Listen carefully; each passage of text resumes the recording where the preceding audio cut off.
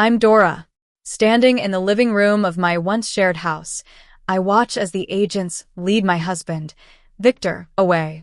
His protests fade into the night, and the door shuts behind them, leaving a silence that's both heavy and liberating.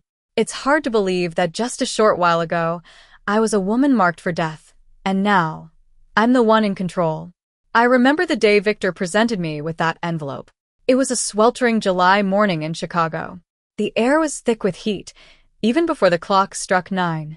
I sat at the old oak table in our kitchen, sipping my coffee and lost in thought. Victor walked in, looking like he'd rehearsed something important. He held a crisp, white envelope in his hand, a stark contrast to his faded flannel shirt. "Surprise, Dora," he said with an unusual cheer, sliding the envelope across the table. "I've got something special for you." I looked at the envelope, then at him. Surprises weren't Victor's style. He was a man of routine, practical, and often stingy with his affection. I opened the envelope and found 2 tickets for a week-long Alaskan cruise leaving from San Francisco. I blinked, thinking I must have misread. An Alaskan cruise? Victor smiled broadly, his eyes fixed on my face. "You've been talking about needing a change, a break from the daily grind. I thought this would be perfect. Fresh air, glaciers, the whole package. You deserve it." Just then my son, Jake, tall and lanky from his hours at the tech startup, walked into the kitchen. He glanced at the tickets in my hand and raised his eyebrows. "Wow, Dad's in a generous mood. What's the occasion? Did you win the lottery?" My daughter, Lily, followed close behind, her hair in a messy ponytail and a sketchbook under her arm. She slid into the chair beside me and peeked at the tickets. "A cruise? Seriously?" Victor chuckled, trying to keep it light. "What's with the suspicion? Can a man treat his wife once in a while?" Jake and Lily exchanged a quick glance. They'd never been particularly close to Victor. He was their stepfather, and while there was no open conflict, there was always a distance, a formality in his interactions with them. I forced a smile, tracing the bold lettering on the tickets. The idea of a cruise should have excited me, but something felt off. It was too sudden, too extravagant for Victor. He hated spending money on anything unnecessary. I looked up at him, studying his expression. His smile was wide, but it didn't reach his eyes. There was a tightness in his jaw, a rehearsed quality to his gestures. "You're quiet," Victor said, a hint of impatience in his voice. "It's just unexpected," I replied softly. "I can't remember the last time we took a trip like this." "That's the point," he said, leaning forward. "It's time. You need this. Trust me, Dora. You're going to love it." The words hung in the air, but I couldn't shake the unease I felt. As the kids went about their morning, I couldn't stop thinking about that envelope. When I glanced at Victor again, I caught a fleeting expression on his face, a gleam of calculation that sent a chill down my spine. That afternoon, I retreated to my room to do some laundry. The hum of the dryer masked most of the household noise, but then, through the half-closed door of Victor's office, I heard his voice. There was an urgency in his tone that made me pause. I set the laundry aside and crept closer. "The policy will cover everything. 7 figures easy. No questions asked if it looks like an accident," he said. My breath caught in my throat. He was talking about life insurance. My life insurance. His voice dropped lower. "On the cruise. You know how these things go. Storm, rough waters. People fall overboard all the time. Tragic, but believable. By the time the Coast Guard investigates, she'll be gone, and I'll be a grieving husband cashing a check." My heart hammered in my chest. I backed up a step, but I couldn't tear myself away. Then, I heard a woman's name, Ava. "Yes, Ava. Once this is done, we can finally be together. The kids will move on eventually. Dora won't be around to get in the way." I clutched the door frame, the weight of betrayal crashing over me. Ava was a young intern at Victor's law firm, someone I'd noticed giving him lingering looks at office parties. I'd brushed it off as harmless, but now it all made sense. Victor's laugh floated out of the office, a cold, calculating sound. It jolted me back to reality. I staggered back into the laundry room and closed the door behind me. My hands were shaking, but beneath the terror, A new resolve took hold. I couldn't let him see my fear. Fear was exactly what he was counting on. I took a deep breath and forced myself to calm down. I knew I had to act quickly. The next morning, I slipped out of the house with a folder of papers in my purse. I drove to a small law office downtown, where I met an old friend, Emily. She was a respected attorney, and I knew I could trust her. "Emily, I need a will. And I need it done quickly," I said. She studied me with sharp eyes. "A will? That's serious. What's going on?" I shook my head. "I can't explain everything right now, but I need to make sure Jake and Lily are protected. If anything happens to me, they must have everything that belongs to me. And there's some savings Victor doesn't know about. It needs to be placed where only they can access it." Emily didn't press for details. She pulled a legal pad across the desk. "All right, tell me exactly what you want, and I'll make it happen." For the next hour, I signed papers, set up a safe deposit box at the bank, and made sure all the necessary documents were in order. When it was done, Emily leaned back. "Dora, I don't know what you're mixed up in, but I can see you're scared. Whatever it is, be careful." I managed a small smile. "I will. Thank you, Emily. More than you know." That afternoon, I drove to a diner to meet a private detective, Tom. I'd known him from Jake's high school days when he was a police officer. He was a man of few words, but had a reputation for being thorough. "You said it was urgent," Tom said as I slid into the booth. "It is," I said, lowering my voice. "Victor is planning something. He wants me gone, and he's not hiding it from his mistress." Tom didn't blink. He simply nodded and pulled out a notebook. "Tell me everything." I recounted what I'd overheard. The insurance, the cruise, Ava's name. With each word, Tom's jaw tightened. "Do you have proof?" he asked. "Not yet. That's why I need you," I replied.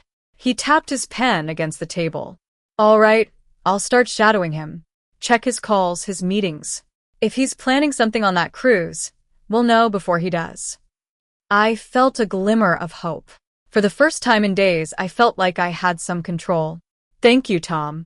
I can't go to the police yet. He'll deny everything and make me look paranoid. But if I can bring evidence, then we'll have him cornered." Tom nodded. "Don't worry, Dora. I've seen men like Victor before. Their arrogance will be their downfall." When I returned home, Victor was in the kitchen, pouring himself a drink. He smiled when he saw me. "There you are, out running errands." I slipped my purse onto the counter and gave him a sweet smile. "Just a few things. I can't stop thinking about that cruise, Victor. It really was thoughtful of you." He looked pleased. "I told you, Dora. You're going to love it. It'll be the trip of a lifetime." I kissed his cheek lightly, hiding my true feelings. Inside, I was planning my next move. I let him believe I was the same trusting wife, grateful for his generosity. Little did he know I was preparing for a fight. A few days later, I invited Jake and Lily over for dinner. The house smelled of roasted chicken and herbs, and the summer light poured through the windows. As we sat at the table, the conversation flowed easily at first. Jake's work at the startup, Lily's new art projects. But as the plates emptied and the light dimmed, I knew it was time to tell them what I discovered. "Jake, Lily, I need to tell you something important," I said, my voice steady, but my heart pounding. They looked up, surprised by my tone. "If anything ever happens to me," I began slowly, "you need to know that everything I own will come to you. The documents are already in place. There's a safe deposit box at the bank, and you'll find copies of everything you'll need." Jake blinked, confused. "Mom, what are you talking about? Why would you even say that?" Lily's hand stilled on her napkin. "You sound like you're preparing for something terrible." I reached across the table and covered Lily's hand with mine. "I'm healthy. I'm fine. But life is unpredictable. I don't want you caught unprepared if anything should happen."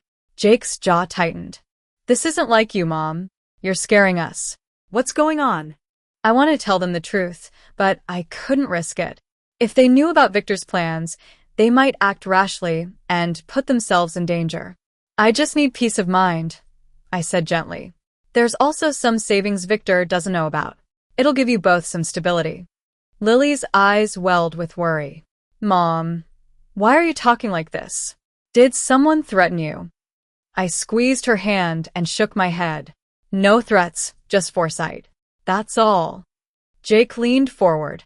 If something's wrong, we deserve to know. I looked at my children, the people I loved most in the world. I wanted to tell them everything, but I saw the fear in their eyes and couldn't bear to deepen it. Please trust me. Just remember what I've told you and know that I love you both more than anything, I whispered. They agreed to trust me, but I could see the worry in their eyes. As the evening drew to a close, I held them a little longer, breathing in the comfort of their presence. I told myself I would see them again, that I would survive what was coming. Finally, the day of the cruise arrived. The air in San Francisco was filled with the smell of salt water and diesel. At the cruise terminal, families and retirees bustled around, excited for their adventures. To me, it felt like a trap. My suitcase rattled behind me as I made my way through the crowd. Each step was steady, but my stomach was in knots. I adjusted my sunglasses and took a deep breath. Fear was still there, but so was determination. If Victor thought this cruise would be my end, he was wrong. As I waited in line to board, I caught a glimpse of Tom. He was dressed like a tourist, with a guidebook in one hand and a camera around his neck. Our eyes met briefly, and he gave me the slightest nod. Relief washed over me. I wasn't alone. Boarding the ship was like entering a different world. The grand atrium was filled with light, and a string quartet played in the corner. I let myself appear impressed, but inside, I was on high alert. I followed the other passengers to my stateroom, memorizing the exits and the layout of the corridors. My cabin overlooked the sea, and I stepped out onto the balcony. The San Francisco skyline stretched behind me, and I could see the Golden Gate Bridge in the distance. Soon, it would all be replaced by the vast expanse of the ocean. A knock at the door startled me. It was a stewardess, a young woman with a practiced smile. "Welcome aboard, Mrs. Thompson. If you need anything, dial 0 from your phone. The lifeboat drill will begin at 4 o'clock sharp." I thanked her and exchanged a few light words, careful to seem like any other guest.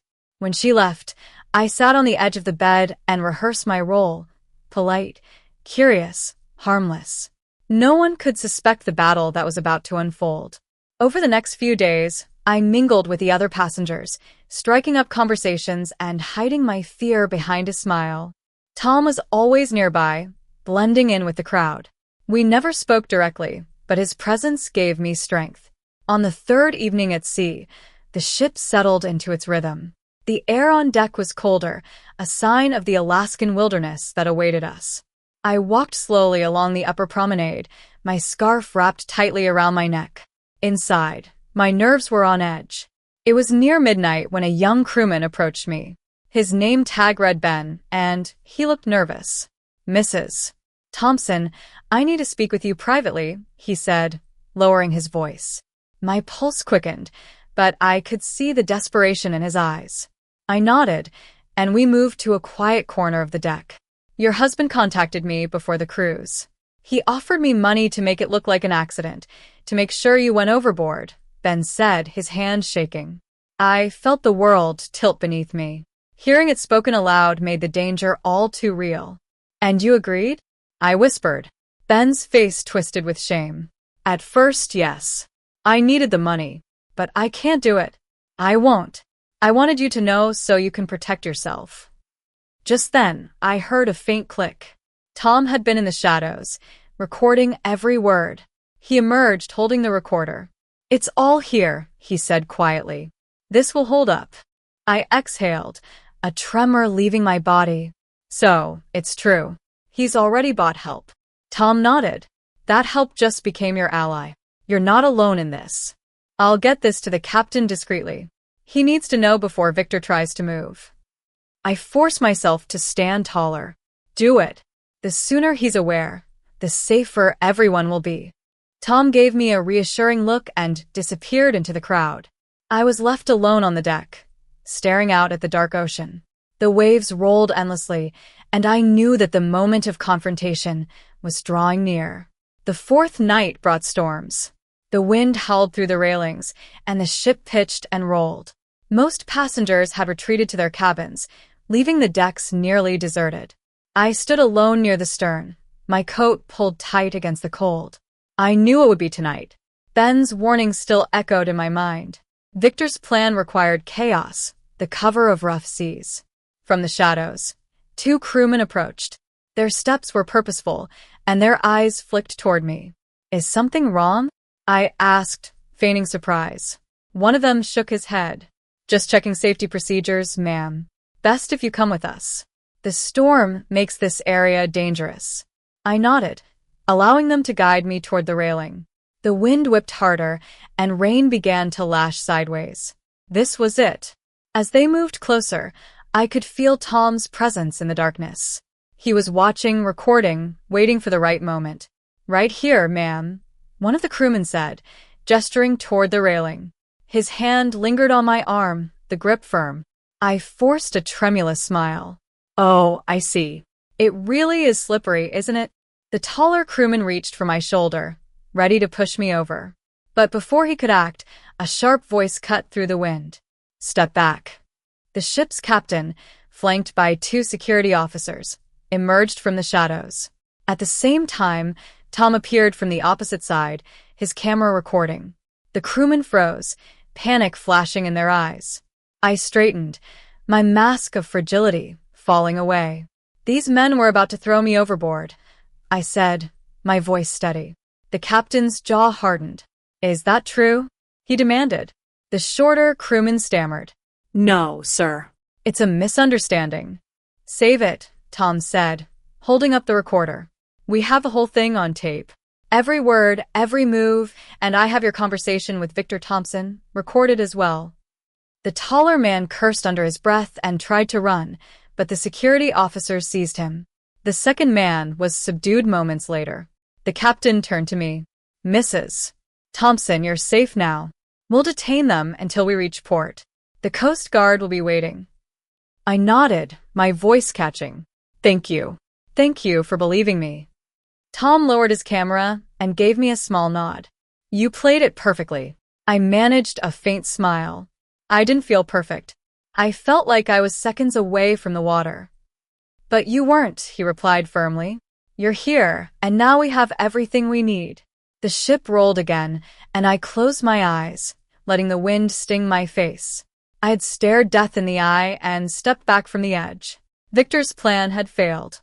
Back in Chicago, the walls were closing in on Victor. Tom had transmitted the recordings to Emily, who had wasted no time delivering them to the FBI. Agents began combing through Victor's financial records, and his so-called safety net became a noose. Ava called him, her voice sharp and trembling. "What have you done?" "An agent came to my office. They asked about you and me." Victor tried to brush it off, but Ava wasn't convinced. "They said you took out a massive policy on Dora and tried to cash it in. Is that true?" Silence stretched between them, and then Ava whispered, "I can't do this. I won't be dragged down with you." That evening, as Victor left his office, 2 agents waited for him by his car. He tried to laugh it off, but the weight of reality pressed down on him.